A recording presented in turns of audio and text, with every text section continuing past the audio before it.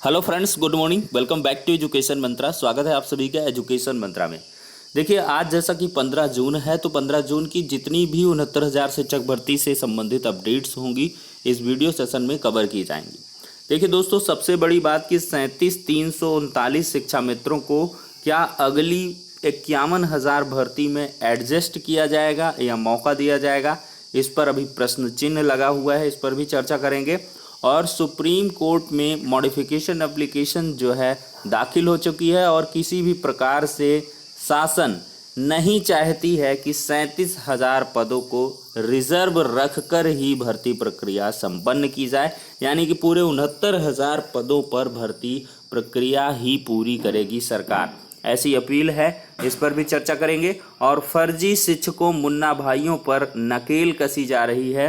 योगी आदित्यनाथ जी के सख्त आदेश हैं, उन पर भी अब अमली जामा पहनाया जा रहा है और जल्द ही कार्रवाई देखने के लिए मिलेगी।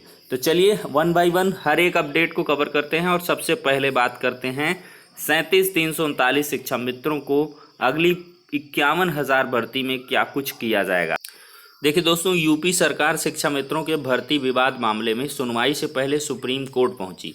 शिक्षा मित्रों के लिए 37,339 पद खाली नहीं रख सकते, सरकार कह रही है। देखिए, उत्तर प्रदेश में शिक्षा मित्रों की भर्ती का विवाद थमता नजर नहीं आ रहा है। सुनवाई की तय तारीख 14 जुलाई से पहले अब राज्य सरकार सुप्रीम कोर्ट पहुंच गई है और कहा है कि उसे शिक्षा मित्रों के बगैर ही 69,000 सहायक अध्यापकों की भर्ती करने दी जाए। शिक्षक भर्ती परीक्षा 2019 में सिर्फ 8,018 शिक्षा मित्र ही 65-60 सामान्य आरक्षित फीसदी उत्तीर्ण अंक लेकर पास हुई हैं। वहीं इन पास अंकों से कम लेकिन 45-40 फीसदी से ज़्यादा अंकों वाले शिक्षा मित्रों की संख्या 32,629 है। 37,339 नहीं, जो कि 9 जून 2020 के आदेश में आया था। यानी कि 37,339 नहीं है, ये 32,629 हैं। तो लगभग मोटा मोटी लगभग देखें 5,000 के करीब पद जो है और जो है मिलेंगे 69,000 में। तो कोर्ट ने राज्य सरकार को 37,339 पद नहीं भरने का आदेश दिया था, क्योंकि कोर्ट को बताया गया था कि 45-40 फीसदी से ज़्यादा अंक वालों की जो संख्या है वो 37,339 है। सरकार ने कहा कि शिक्षा मित्रों के लिए 37,339 पद खाली नहीं रख सकते। राज्य में शिक्षकों के 51,112 पद अभी और खाली हैं। अधिवक्ता राकेश मिश्रा के जरिए शीर्ष अदालत में दाखिल विस्तृत अर्जी में राज्य सरकार ने कहा है कि प्रदेश में सहायक शिक्षकों की 51,112 रिक्तियां मौजूद हैं, जिनकी भर्ती और विज्ञापन प्रक्रिया अभी शुरू नहीं की गई है। यदि कोर्ट सरकार को शिक्षक भर्ती परीक्षा 2019 को जारी रखने की अनुमति दे दे तो किसी पक्ष का कोई नुकसान नहीं होगा। फैसला होने पर शिक्षा मित्रों को अगली भर्ती में एडजस्ट किया जा सकता है, किया जाएगा नहीं, क्योंकि अगर सुप्रीम कोर्ट यह ऑर्डर देती है कि 40-45 पर उत्तीर्ण शिक्षा मित्रों को नौकरी दी जाए तो फिर इनको अगली भर्ती में एडजस्ट करने की बात राज्य सरकार के द्वारा कही जा रही है। यदि पद खाली रह जाते हैं तो इससे अनावश्यक मुकदमेबाजी पैदा होगी, क्योंकि 65-60 फीसदी से कम अंक लेने वाले गैर शिक्षा मित्र उम्मीदवार इसी आधार पर नियुक्ति लेने का दावा करेंगे।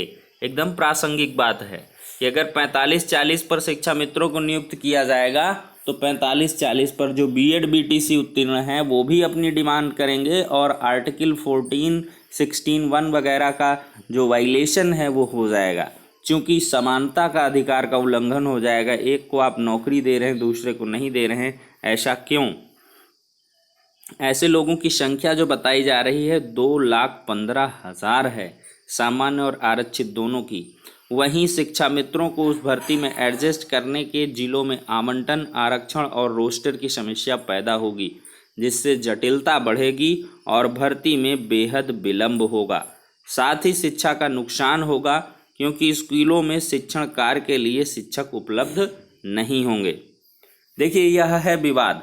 शिक्षा मित्रों का कहना है कि जो भी योग्य शिक्षा मित्र 45-40 से ज़्यादा अंक हासिल करते हैं उन्हें भारांक देकर नियुक्ति दी जाए, लेकिन सरकार ने 2019 की परीक्षा में कट ऑफ अंक बढ़ाकर 65-60 कर दिए, जिससे 32,629 शिक्षा मित्र उम्मीदवार बाहर हो गए। हाईकोर्ट से उन्हें कोई राहत नहीं मिली थी तो वो सुप्रीम कोर्ट आ गए।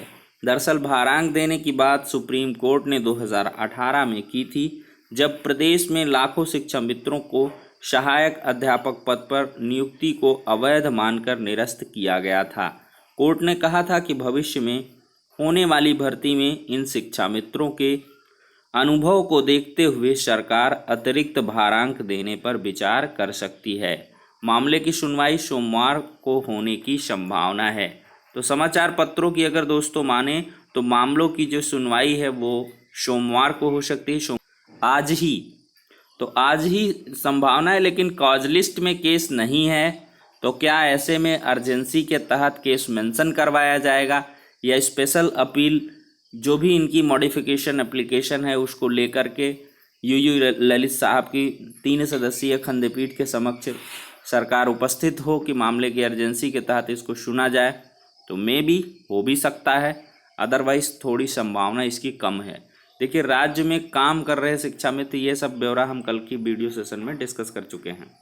देखिए, एक अन्य समाचार पत्र में कहा गया कि उत्तर प्रदेश सरकार ने सहायक शिक्षक भर्ती मामले में सुप्रीम कोर्ट में एक नई अर्जी दाखिल कर कोर्ट से गत 21 मई व 9 जून के आदेश में बदलाव करने का अनुरोध किया है। सरकार ने उन आदेशों में सहायक शिक्षक की तरह काम कर रहे शिक्षा मित्रों को डिस्टर्ब न किए जाने के संदर्भ में संशोधन की मांग करते हुए कहा है कि कोई भी शिक्षा मित्र इस समय सहायक शिक्षक की तरह काम नहीं करता है या नहीं कर रहा। देखिए, यही ट्रम्प कार्ड है। पता नहीं सुप्रीम कोर्ट के द्वारा हर बार यही लिखा गया है कि जो शिक्षा मित्र असिस्टेंट टीचर के रूप में कार्य कर रहे हैं, जबकि असिस्टेंट टीचर के रूप में तो कोई शिक्षा मित्र कार्य ही नहीं कर रहा है। तो अर्जी में कोर्ट ने ATRE 2019 के आधार पर 69,000 सहायक शिक्षकों की भर्ती और चयन प्रक्रिया को आगे बढ़ाने की इजाज़त मांगी गई है। साथ ही कोर्ट के सामने भर्ती परीक्षा में शामिल हुए शिक्षा मित्रों का ब्यौरा भी पेश किया है। प्रदेश सरकार की अर्जी में कहा गया है कि सुप्रीम कोर्ट के 21 मई और 9 जून के आदेश में कहा गया है कि सहायक शिक्षक के तौर पर काम कर रहे शिक्षा मित्रों को डिस्टर्ब न किया जाए, लेकिन सुप्रीम कोर्ट के शिक्षा मित्रों के बारे में दिए गए 2017 के मूल आदेश के बाद कोई भी शिक्षा मित्र सहायक शिक्षक की तरह काम नहीं कर रहा है। मूल फैसला आने से पहले सहायक शिक्षक के तौर पर समायोजित किए गए सभी शिक्षा मित्र सुप्रीम कोर्ट के आदेश के बाद शिक्षा मित्र पद पर वापस कर दिए गए थे और इसके बाद 2019 में सहायक अध्यापक भर्ती की प्रक्रिया और परीक्षा हुई।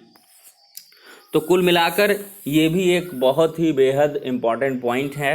कल ही हमने पूरे मॉडिफिकेशन एप्लीकेशन का संपूर्ण विश्लेषण किया है, हर एक पॉइंट को आपके समक्ष बड़े ही तार्किक ढंग से रखा है। बेहद अच्छे पॉइंट हैं। अब देखते हैं बहस में क्या कुछ निकल के आ।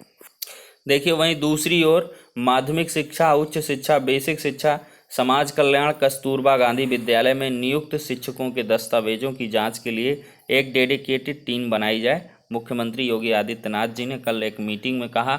मुख्यमंत्री योगी आदित्यनाथ ने शिक्षक भर्ती में धांधली के मामले सामने आने के बाद कड़ा रुख अपनाया है।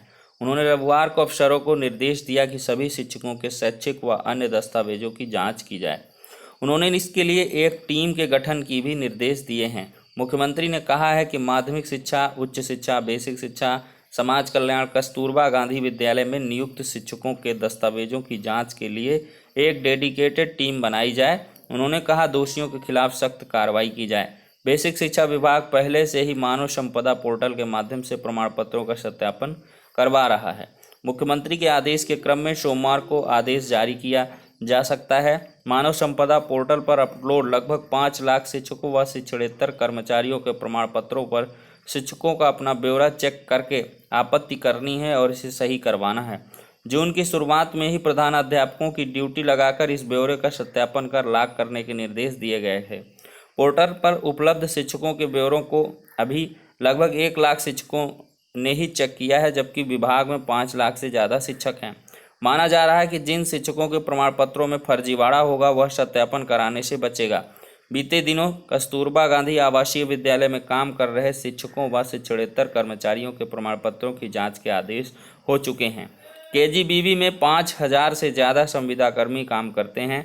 एसटीवा व एसआईटी अलग अलग मामलों में जांच कर रही है और इस क्रम में 1700 शिक्षकों को बर्खास्त किया जा चुका है।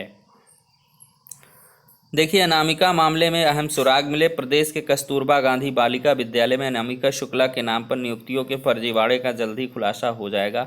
मामले की जांच कर रही प्रदेश पुलिस की स्पेशल टास्क फोर्स को कुछ अहम सुराग हाथ लगे हैं। पूरी संभावना है कि 1-2 दिन में ही इस फर्जीवाड़ों को अंजाम देने वाले गैंग तक उसके हाथ पहुंच जाएंगे।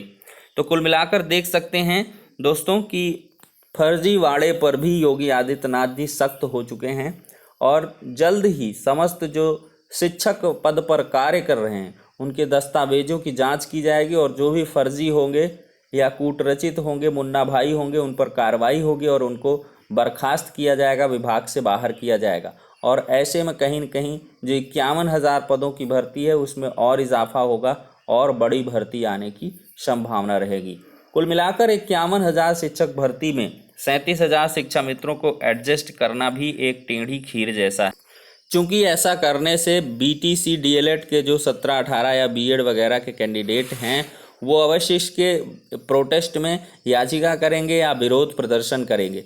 चूँकि इससे क्या होगा कि स्थितियां थोड़ी सी गड़बड़ाएंगी और ये न्याय संगत भी नहीं होगा।